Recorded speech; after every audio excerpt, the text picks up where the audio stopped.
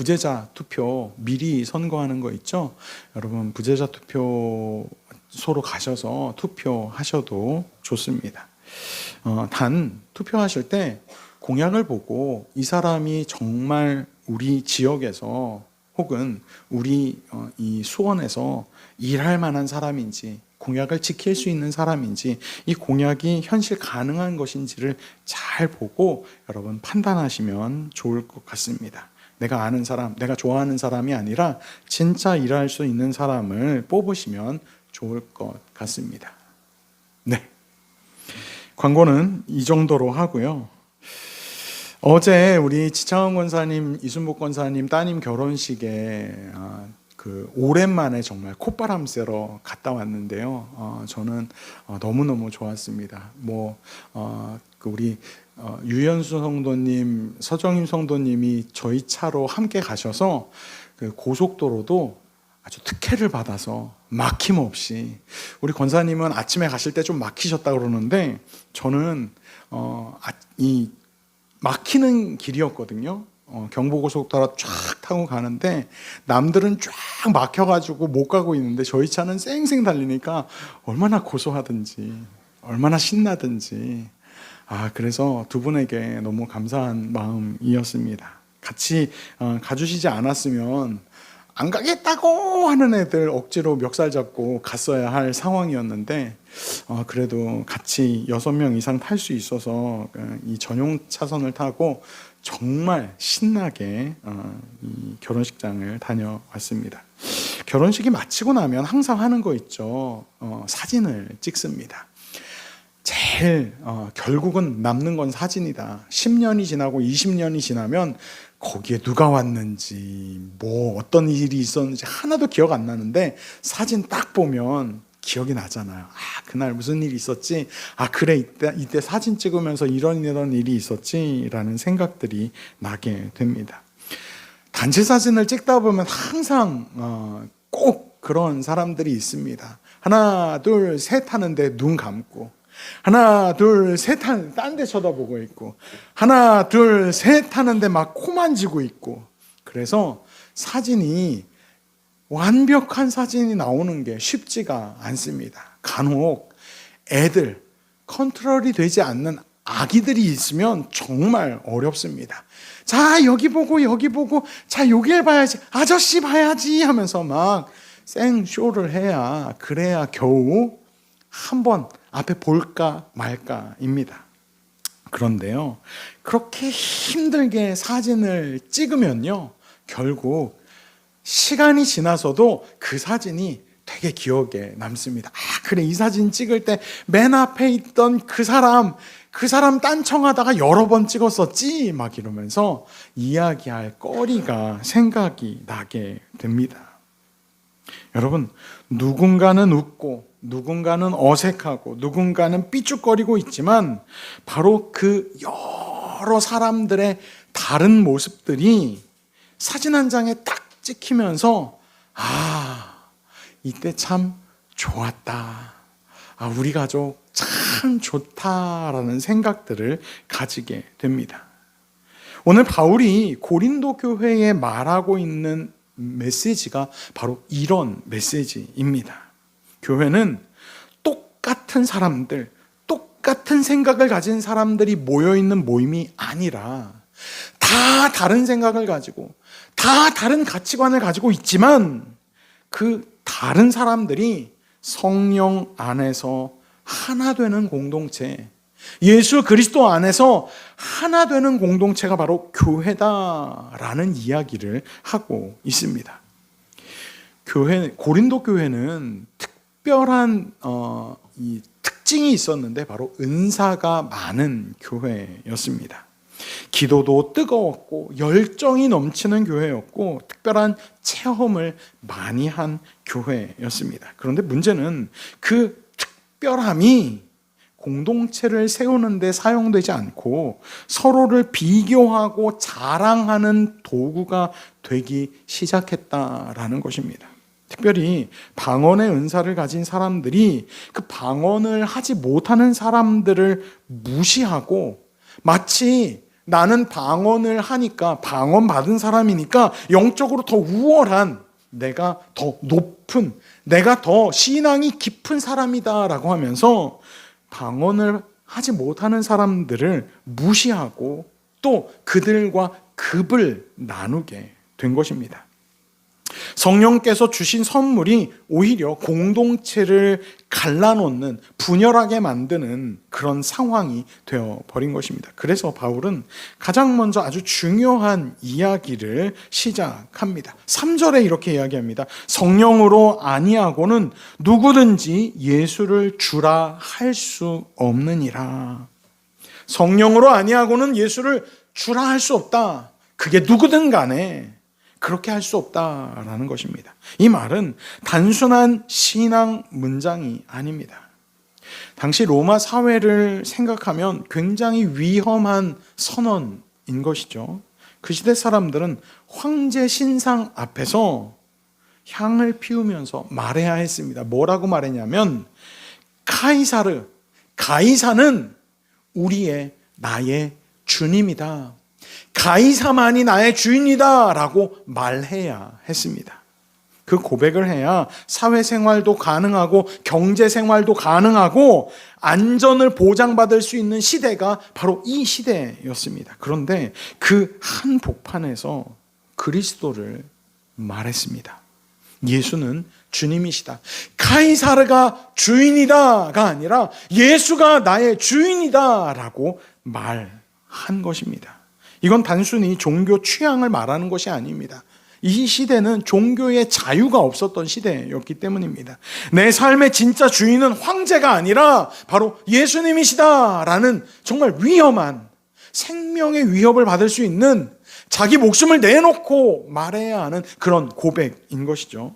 내 인생의 왕좌에는 가이사라, 황제가 아니라 예수 그리스도가 내 중심에, 내 인생의 왕좌에 앉아 계시다라는 선언인 것입니다. 그러니 이 고백은 정말 목숨을 내놓지 않고서는 할 수 없는 고백인 것이죠. 그런데 바울은 말합니다. 그러한 목숨을 내놓고 하는 고백, 신앙의 고백조차도 자기 믿음이 좋아서 하는 것이 아니라 성령이 역사하셔야 할 수 있는 것이다 라는 말씀인 것입니다. 이것은 굉장히 중요한 복음의 진리입니다. 우리가 예수님을 믿는 것이 단순히 우리가 똑똑해서도, 우리가 남들보다 더 착해서도 아닙니다. 우리의 열심 이전에 성령께서 먼저 우리 안에 찾아오셨기 때문입니다. 우리가 먼저 하나님을 붙잡은 것이 아니라, 우리가 먼저 하나님을 믿기 시작한 것이 아니라, 하나님이 먼저 우리 안에 오셔서 우리를 붙잡으시고 우리가 믿음의 길을 걸어갈 수 있도록 우리를 변화시키신 것입니다. 그래서 신앙은 자랑할 문제가 아니라 은혜를 고백해야 하는 문제인 것입니다. 은사를 받은 사람도 마찬가지입니다. 기도를 오래 한 사람이 자랑할 이유가 없는 것은 그 기도할 수 있게 하시는 분이 성령님이시기 때문입니다. 봉사를 많이 한 사람도 자랑할 수 없는 이유가 그 봉사할 수 있는 마음 자체를 먹게 하시는 분이 바로 성령님이시기 때문입니다. 시작부터 끝까지 주의 은혜가 없이는 그 모든 일들을 할 수 없습니다. 성령께서 우리를 예수께로 이끄셨고, 성령께서 우리 안에 믿음을 일으키셨고, 성령께서 오늘도 우리를 붙들고 계십니다. 그래서 성령 충만한 사람의 특징 중에 한 가지가 뭐냐면, 내가 이만큼 했어가 아니라 예수님이 이렇게 일하셨어. 자기 자랑이 아니라 예수님을 자랑하는 사람, 이 사람이 성령 충만한 사람의 특징입니다. 그런데 고린도 교회는 점점 이 본질을 놓치고 말았습니다. 은사가 많아질수록 겸손해져야 하는데 오히려 비교하고 급을 나누고 내가 더 잘났다라고 말하기 시작한 것입니다. 나는 방언한다, 나는 예언도 한다, 나는 특별한 체험을 경험했다. 너 그거 못했지? 야, 넌 아직 신앙생활 한참 멀었어. 너 그렇게 신앙생활을 하면 안 돼 라고 말하기 시작했습니다. 공동체 안에 보이지 않는 줄 세우기가 생겨나게 되었습니다. 그 모습을 보면서 바울은 안타까운 마음으로 이렇게 고백합니다. 은사는 여러 가지나 성령은 같고, 직분은 여러 가지나 주는 같으며, 또 사역은 여러 가지나 모든 것을 모든 사람 가운데서 이루시는 하나님은 같으니. 졸지 말라고 그러는 것 같아요. 네. 모든 것을 모든 사람 가운데서 이루시는 하나님은 같으니. 하나님이 같으신데 우리가 무슨 이유냐라는 것입니다. 바울은 여기에서 놀라운 구조를 보여줍니다. 성령, 주님, 하나님 아버지, 은사는 다양하지만 근원은 하나라는 것입니다. 일하는 방식은 달라도 하나님은 한 분이라는 것입니다. 교회는 원래 다양한 곳입니다. 성격도 다르고 말투도 다르고 기도도 다르고 좋아하는 찬양도 다르고 눈물의 깊이도 다르고 상처의 모양도 다 다릅니다. 고향도 다르고 말투도 다르고 사투리도 다 다릅니다. 누군가는 조용히 기도하며 섬깁니다. 누군가는 앞에서 인도하고 앞장섭니다. 누군가는 말을 참 잘해서 여러 이야기들을 앞서서 합니다. 누군가는 묵묵히 그저 앞에 말하는 사람의 말을 귀 기울이며 따라갑니다. 누군가는 눈에 띄지 않게 교회의 소소한 것들을 하나하나 챙깁니다. 그런데 우리는 자꾸 눈에 보이는 은사만 크다라고 생각합니다. 하지만 바울은 말합니다. 7절에 각 사람에게 성령을 나타내심은 유익하게 하려 하심이라. 여기서 유익은 개인의 유익을 말하는 것이 아닙니다. 교회의, 공동체의 유익을 말하는 것입니다. 은사는 나를 빛내라고 하나님이 주신 것이 아니라 공동체를 유익하게 하라고, 공동체를 살리라고 주신 것입니다. 내 은사가 나를 높이는 데 사용되기 시작하면 이미 그 은사는 방향을 잃어버린 것입니다.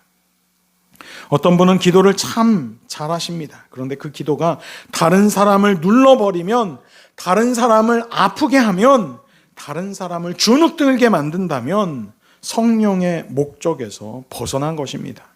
어떤 분은 성경 지식이 참 많습니다. 그런데 그 지식이 사람을 살리지 못하고 정죄만 한다면 복음의 방향과 멀어진 것입니다. 성령의 은사는 사람을 세우기 위해 존재합니다. 예수님을 닮아가게 하기 위해 존재하는 것입니다. 생각해보면 예수님도 참 다양한 사람들을 제자로 부르셨습니다. 충동적인, 다혈질적인 베드로가 있었습니다. 의심이 많고 꼼꼼한 도마가 있었습니다. 그리고 셈에 익숙한 세리도 있었습니다. 세리, 마태, 유명하죠. 열심당원이었던 시몬도 있었습니다. 원래라면 이들은 절대 하나로 섞여서 유기적으로 돌아갈 수 없는, 어울릴 수 없는 사람들이었습니다. 세리는 로마 편에 선 사람이었고 열심당원은 로마에 저항하던 사람이었습니다. 그런데 어떻게 시몬과 마태가 한 마음으로 예수님의 제자로서 사역할 수 있었을까요? 요즘으로 우리나라식으로 말하면 일제시대에 일제의 앞잡이와 독립군이 한 곳에서 예배드리고 있다라고 생각하시면 됩니다. 이거 너무 불가능한 일이잖아요. 그런데 예수님은 그들을 하나로 묶으셨습니다. 무엇으로 묶으셨을까요? 성령으로, 복음으로, 십자가로, 사랑으로 묶으셨습니다. 그래서 교회의 중심은 취향이 아닙니다. 간혹가다 교회 안에서 정치적인 성향으로 인해서 갈라지는 경우들이 종종 있습니다. 제가 선거 이야기는 하지만 정치적인 색깔을 여러분들에게 드러내지 않는 이유도 마찬가지입니다. 아니, 빨간 당이 좋으면 어떻고 파란 당이 좋으면 어떻습니까? 그게 신앙생활과 예수 그리스도의 복음과 무슨 상관이 있습니까? 아무 상관없습니다. 여러분의 뜻대로 누구를 좋아하든 그건 아무 상관없습니다. 교회의 중심이 예수님이시기 때문입니다. 아니, 빨간 당을 좋아하는 사람은 예수님이 사랑하지 않습니까? 파란 당을 좋아하는 사람은 예수님이 구원하지 않으십니까? 아니요, 그렇지 않습니다. 모든 사람이 예수 그리스도 안에서 하나 될 수 있습니다. 취향은 다를 수 있습니다. 정치적 성향도 다를 수 있습니다. 그러나 우리의 중심은 오로지 예수 그리스도께 맞춰져야 합니다. 예수님을 내 정치적 생각이나 성향을 강조하기 위해 거기다가 끼워 넣어서는 안 됩니다. 오히려 내 정치적인 모든 성향이나 뜻도 예수 그리스도 은혜 안에 들어와 하나가 될 수 있게 해야 합니다. 예수님이 중심이 되면 다름을 견딜 수 있습니다. 하지만 예수님이 사라지면 아주 작은 차이에도 불구하고 분열이 시작됩니다. 네가 맞니? 내가 맞니? 너는 그런 생각 가지고 어떻게 신앙생활하니? 하며 분열이 시작되는 것입니다. 13절에서 바울은 이렇게 말합니다. 우리가 유대인이나 헬라인이나 종이나 자유인이나 다 한 성령으로 세례를 받아 한 몸이 되었고, 당시 유대인과 헬라인 사이의 벽은 엄청났습니다. 종과 자유인 사이의 차별도 극심했습니다. 그런데 바울은 말합니다. 성령 안에서 그 모든 벽은 의미 없다. 예수 그리스도 안에서 그 모든 벽은 다 무너졌다. 성소와 지성소를 가르는 그 휘장마저도 예수님이 찢어버리셨는데, 아니, 종과 자유인과의 관계가 예수 그리스도를 믿는데 무슨 문제냐? 헬라인과 유대인의 관계가 도대체 뭐가 문제가 될 것이냐라는 것입니다. 이건 단순히 좋은 말이 아닙니다. 실제 삶의 질서를 바꾸어야 하는 문제입니다. 그리고 바꾸겠다는 선언인 것입니다. 교회 안에서는 세상의 계급이 힘을 잃어야 마땅합니다. 돈 많은 사람과 가난한 사람이 같은 식탁에서 같은 예배 자리에서 앉아야 했습니다. 주인과 종이 같은 성찬을 받아야 했습니다. 배운 사람과 배우지 못한 사람이 함께 형제 자매로 불려야 했습니다.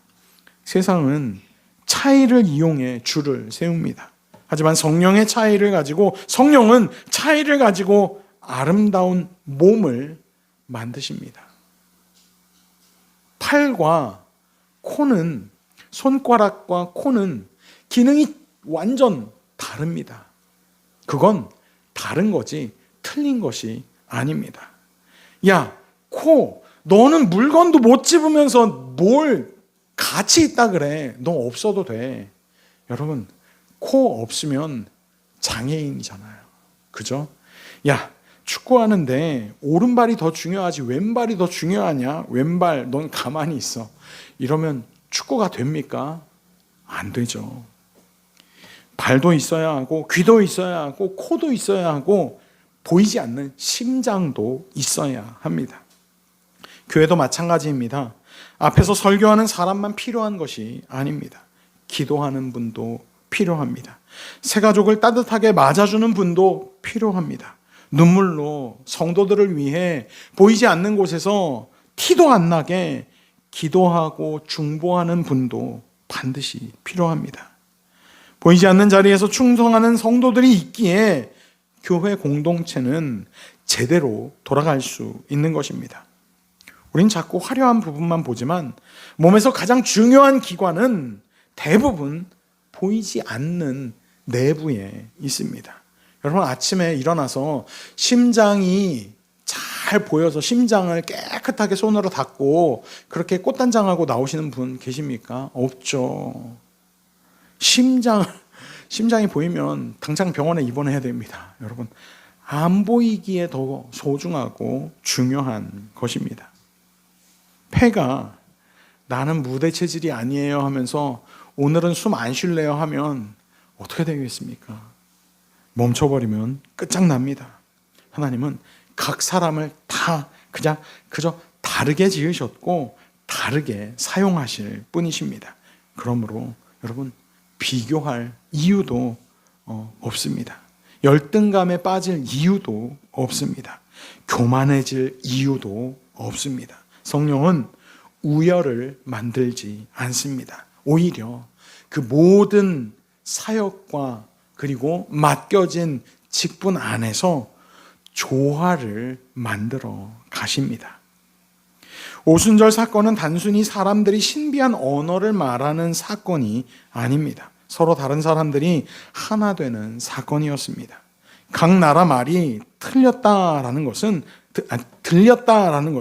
단지 언어의 기적만이 아닙니다. 하나님께서 당신도 품으신다, 다른 말을 하고 있는 당신도 품으신다라는 선언을 그 방언하는 사람들을 통해 대신 말씀하신 것입니다.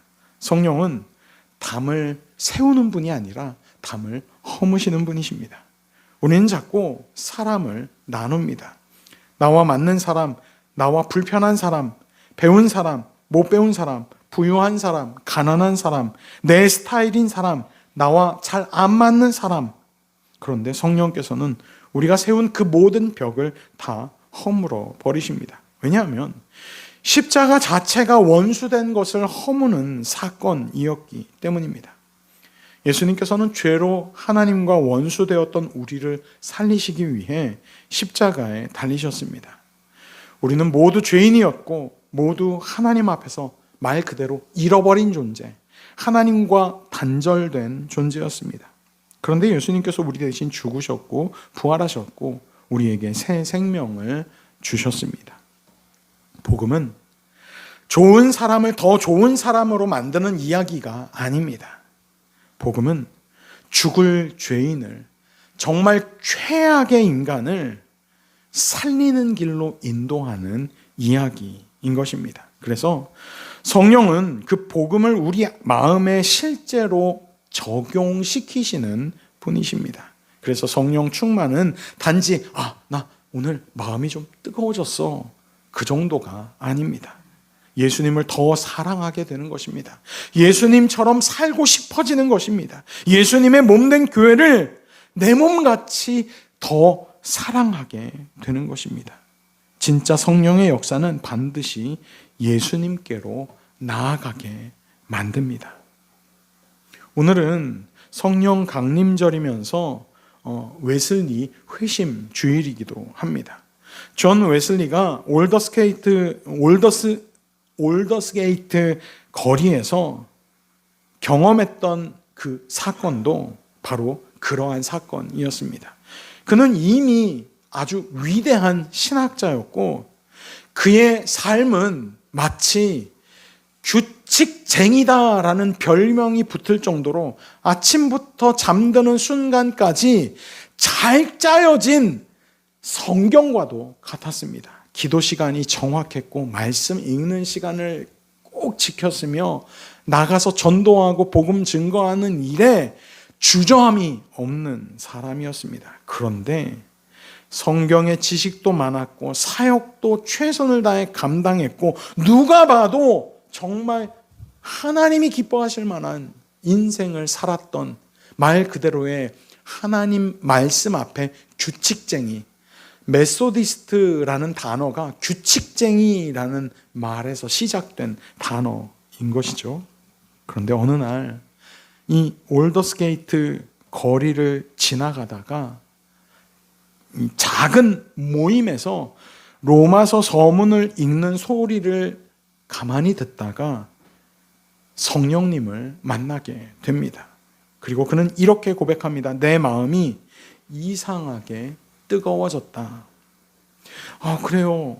우리도 은혜 받으면 마음이 뜨거워지잖아요. 이 정도 수준을 이야기하는 것이 아닙니다. 그는 그 자리에서 자신의 인생 전체를 다 뒤집어 엎어 갈아엎습니다. 마치 새로운 농사를 짓기 위해서 밭을 갈아엎는 것처럼 그의 인생 모든 전체를 다 갈아엎습니다. 그는 새로운 정보를 얻은 것이 아닙니다. 이미 그가 알고 있었던 것을 마음으로 받아들이게 된 것입니다. 그리고 성령으로 가슴에 살아나게 된 것이죠. 오늘 우리에게도 그 은혜가 필요합니다. 성령은 우리가 완벽하게 준비된 뒤에 오시는 그런 분이 아니십니다. 먼저 찾아오셔서 우리를 준비시키는 분이십니다. 그러므로 오늘 필요한 것은 거창한 자격이 아닙니다. 내가 기도를 열심히 해야 성령님께서 오실 것 같고, 내가 좀 더 신앙적으로 온전해져야 성령님이 오실 것 같은데, 아니에요. 그렇지 않습니다. 우리의 마음이 주님의 오심을 기대하고 소망하면 됩니다. 성령님, 제 안에서도 역사해 주세요.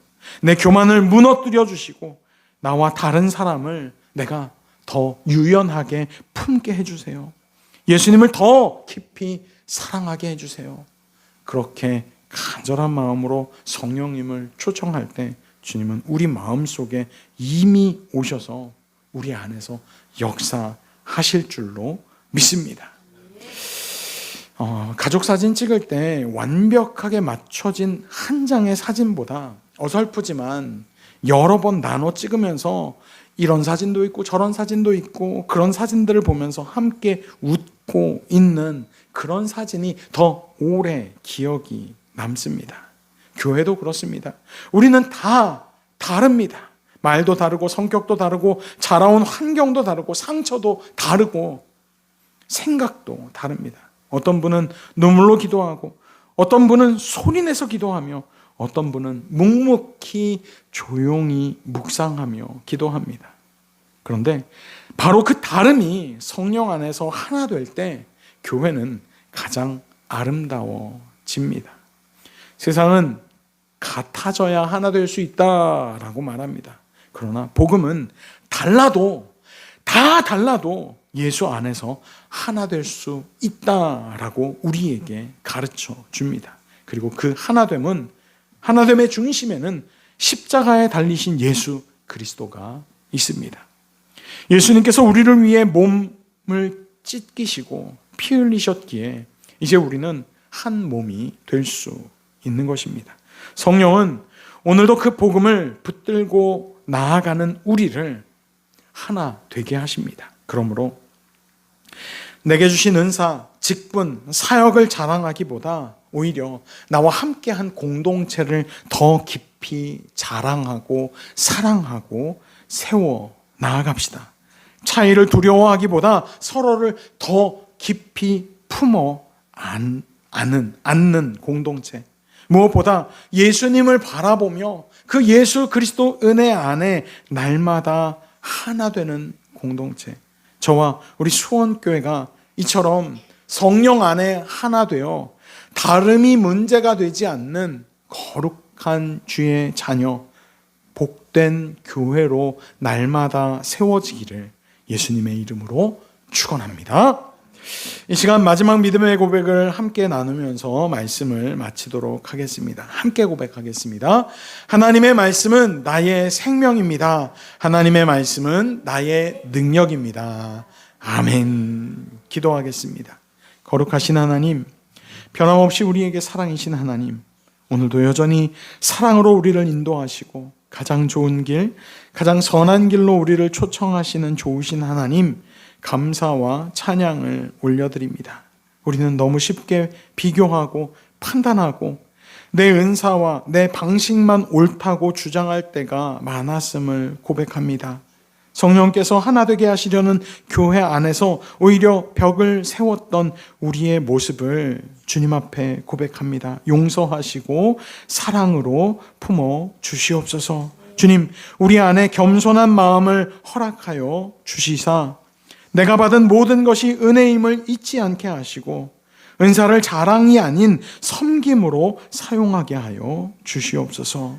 성령 하나님, 우리 교회를 하나 되게 하시되 세상의 방식이 아니라 복음으로 하나 되게 하시고 서로 다른 사람들이 예수 안에서 하나 되어 사랑하게 하여 주시옵소서. 무엇보다 우리 모두가 예수 그리스도를 더욱 깊이 사랑함으로 십자가의 은혜를 날마다 붙들게 하시고 성령의 능력으로 예수 그리스도를 닮아가는 그 거룩하신 예수 그리스도의 그 희생과 사랑으로 우리도 세상 가운데 희생과 사랑과 섬김의 삶을 온전히 드러내고 나타내는 거룩한 성도의 삶이 되게 하여 주시옵소서. 그렇게 우리를 변화시키시며 하나 되게 하시는 전능하신 주님을 찬양하며 오늘도 우리의 예배를 받으신 사랑이신 예수님의 이름으로 기도하옵나이다. 아멘.